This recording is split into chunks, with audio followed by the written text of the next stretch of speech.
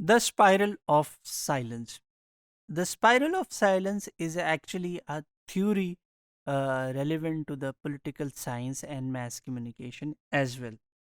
This theory or approach was given by Professor Elizabeth Newell Newman. She was a German political scientist, and in 1991, she published a book titled The Spiral of Silence, Public Opinion, Our Social Skin. इस book में actually इन्होंने इस theory या इस approach को बड़े comprehensive manner में elaborate किया है। और इनकी ये जो अप्रोच है द स्पाइरल ऑफ साइलेंस, इसमें ये मीडिया रोल के बारे में बात करती हैं in the formation of public opinion. The spiral of silence is actually a theory about the expression of public opinion and media's role in the formation of that public opinion. This approach contends that the mass media are a powerful force not only in establishing public opinion but it in reducing the number of divergent opinions in a society. Professor Noelle Neumann के मुताबिक ये जो mess media है ये दो काम करता है। एक तरफ तो ये पब्लिक ओपिनियन फॉर्मेशन में अपना रोल प्ले करता है, तो दूसरी तरफ ये जो डाइवर्जेंट ओपिनियंस होते हैं सोसाइटी में, जो मेन स्ट्रीम ओपिनियन से डिसएग्री कर रहे होते हैं या उससे एग्री नहीं कर रहे होते, तो ये उनको भी जो है मेन स्ट्रीम ओपिनियन बनाने में मीडिया एक किरदार अदा करता है। What are the assumptions of this theory? This theory has two central elements that contribute to the public expression of political opinion. First one is the individual's fear of isolation, and the second one is the mass media. अब हमें यहाँ पे थोड़ा सा इस बात को समझना है कि what does it mean individuals fear of isolation. According to Noelle Neumann, people are essentially passive. One of their main goal is to avoid social isolation. जैसे कि अरिस्टोटल भी बात करता है कि man is a social animal, और आपको ये पता है कि we can't live in a social isolation. तो सोशल आइसोलेशन कब इंसान जो है सोशली आइसोलेट होता है, तो एक सोसाइटी में ये माना जाता है कि इंसान सोशली आइसोलेट तब होता है जब वो मेन स्ट्रीम पब्लिक ओपिनियन को एक्सेप्ट नहीं करता। जब वो एक मेन स्ट्रीम पब्लिक ओपिनियन को एक्सेप्ट नहीं करता, तो देयर इज़ पॉसिबिलिटी कि लोग उसका सोशली बाइकाट कर दें और वो आइसोलेशन का शिकार हो जाए।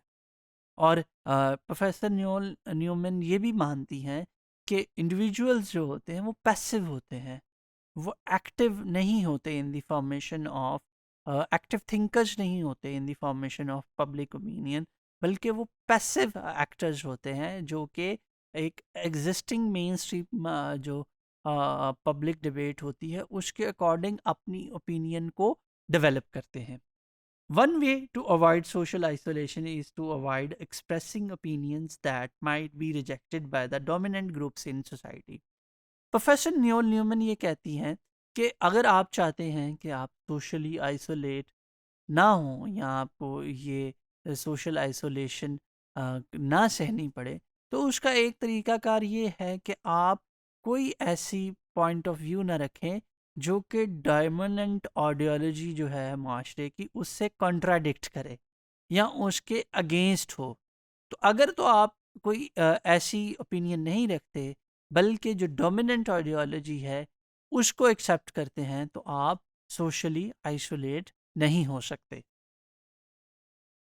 According to her, people monitor the political views expressed in society before expressing any political action. Professor Noel ये कहती हैं कि जब हम अपनी कोई पॉलिटिकल ओपिनियन बनाते हैं या अपना कोई पॉलिटिकल एक्सप्रेशन शेयर करते हैं लोगों के साथ, हम उससे पहले मॉनिटर करते हैं, एनालाइज करते हैं existing political views of the public. हम फिर उस पॉलिटिकल जो व्यूज होते हैं कॉमन पीपल के, हमारे जो इर्द गिर्द रहते हैं, पर्टिकुलरली जिनके साथ हमारा इंटरेक्शन होता है, हम उनके व्यूज को जानने के बाद उन व्यूज के अकॉर्डिंग ही अपनी पॉलिटिकल ओपिनियन बनाते हैं। There are two main arenas in which people monitor political views: interpersonal arena, the mass media. जैसे कि मैं अभी बात कर ही रहा था कि जब हम बात करते हैं कि लोग कैसे अपनी पॉलिटिकल ओपिनियन बनाते हैं या कि कहाँ पे जो है पॉलिटिकल डिबेट्स को मॉनिटर करते हैं, तो वो दो जगह हैं। एक इंटरपर्सनल अरीना और दूसरा मैस मीडिया। इंटरपर्सनल अरीना का यह मतलब ये है कि जिन लोगों के साथ to whom you interact in your daily life, जिन लोगों के साथ आप डे टू डे लाइफ में इंटरेक्शन रखते हैं, वो आपकी फैमिली मेम्बर्स भी हो सकते हैं, वो आपके कोलीग्स भी हो सकते हैं, और वो आपके फ्रेंड्स भी हो सकते हैं, आपका पीयर ग्रुप भी हो सकता है। और दूसरा मैस मीडिया है, जो कि आपके लिए as a source of political news है। In the interpersonal arena, people are aware of the political views of those with whom they interact. जब हम अपने इंटरपर्सनल अरेना में इंटरेक्ट कर रहे होते हैं, तो हमें पता होता है कि फला इंडिविजुअल की, फॉर एग्जांपल इंडिविजुअल ए की पॉलिटिकल बिलीफ क्या है, और इंडिविजुअल बी की पॉलिटिकल बिलीफ क्या है, और इंडिविजुअल सी की पॉलिटिकल बिलीफ क्या है, और इंडिविजुअल डी कैसे सोचता है। तो हम उसके अकॉर्डिंग ही फिर अपनी पॉलिटिकल बिलीफ भी बनाते हैं।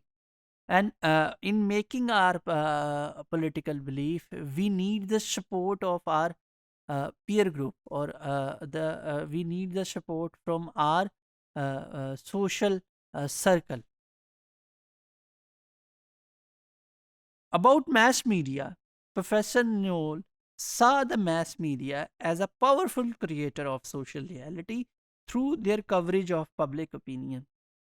प्रोफेसर न्यूल जो हैं वो एक्सेप्ट करती हैं और एडमिट करती हैं इस बात को कि मैस मीडिया जो है वो एक पावरफुल सोर्स है, एक स्ट्रॉन्ग सोर्स है in creating social reality about particular issues. The mess media project there construction of the political views in society.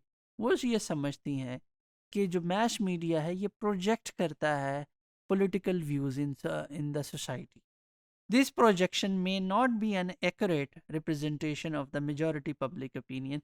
It is quite possible that when we are talking about the projection of uh, uh, particular issues in the mass media, it may not reflect the public opinion of the majority people, but to the particular groups.